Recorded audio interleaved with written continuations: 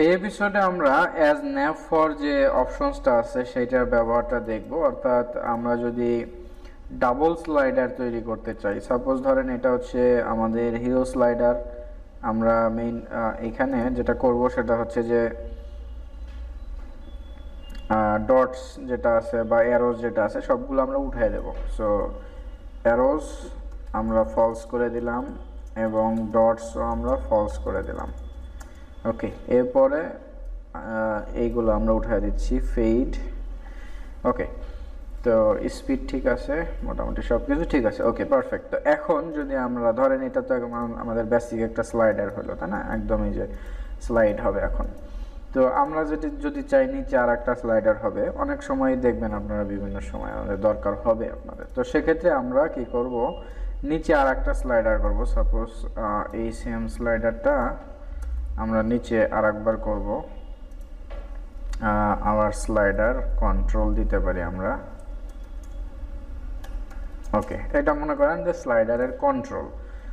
তো এখন hour slider কন্ট্রোলের ভিতরে যে ডিপটা বা যে ইচনটা আছে সেটার ডিজাইনটা আমরা একটু সিএসএস দিয়ে করে ফেলি।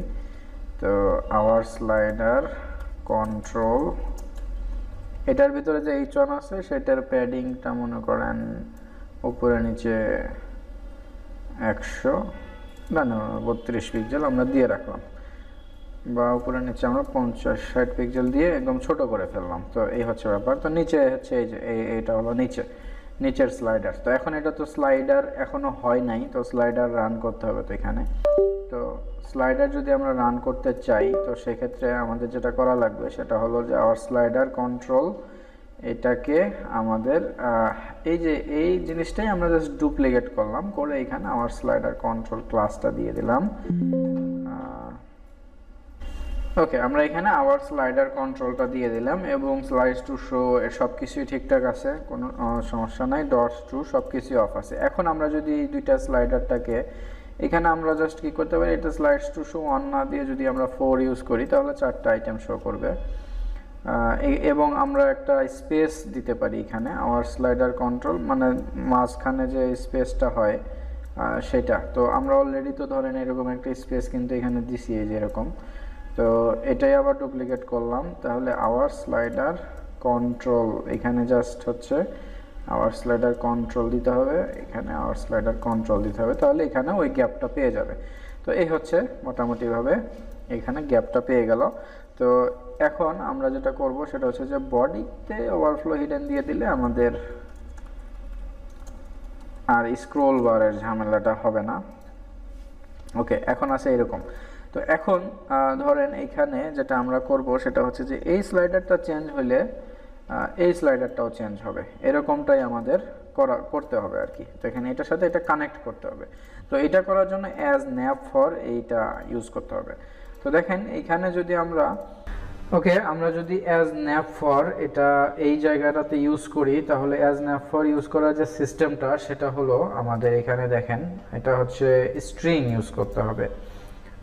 এইখানে যেটা বলছে যে ক্লাস অথবা আইডি নেম ইউজ করতে হবে। Set the slider to be the navigation of other slider, মানে আর একটা স্লাইডারের আপনাকে ক্লাস অথবা আইডি ইউজ করা লাগবে যদি আপনি কানেক্ট করতে চান। তো সেক্ষেত্রে আর একটা স্লাইডারের ক্লাস হলো এটা অ্যাজ ন্যাপ ফর, মানে এইখানে এইটার ন্যাভিগেশন হিসেবে কাজ করবে কোনটা, এই স্লাইডারটা। তাহলে আমরা এখানে কি করব, এই কন্ট্রোলটা অ্যাড করে দেব এইটা ডট সহ, যেহেতু আইডি এবং ক্লাস দুটাই এখানে দেওয়া যায়। তো সেক্ষেত্রে আমাদের যদি আমরা ডট দিয়ে দিই তাহলে বোঝা যাবে যে এটা একটা ক্লাস।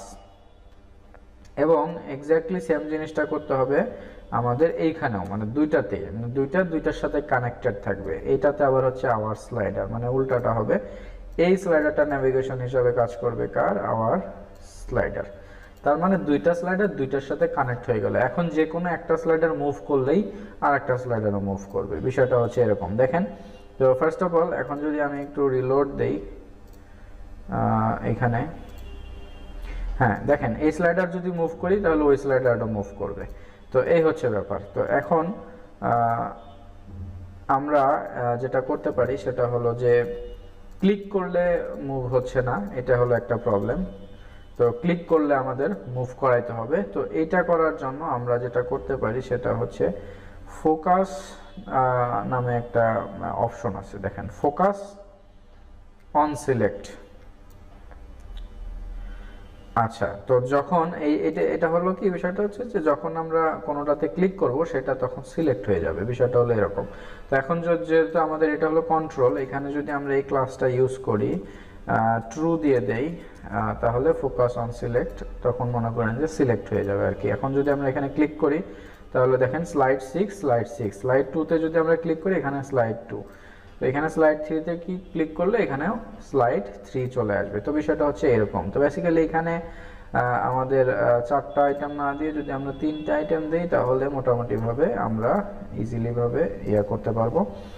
তো এখন ধরেন এটা যদি স্লাইড 2 হয়, এখানে আছে, এখন যেহেতু এই স্লাইডটা সেন্টার মোডে নাই, তো যার কারণে আমাদের কি হচ্ছে আসলে এটা কিন্তু স্লাইড 4টা কিন্তু লেফট সাইডে চলে গেছে। আমরা চাইলে এই স্লাইডটাকে সেন্টার মোডও করতে পারি। তো সেন্টার মোড করা খুবই ইজি। আমাদের এখানে কিন্তু সেন্টার মোড যে ইয়াটা আছে, অপশন আছে, সেটা আপনারা ওখানে দিয়ে দিলেই স্লাইডারটা ওটা সেন্টার মোডে চলে আসবে।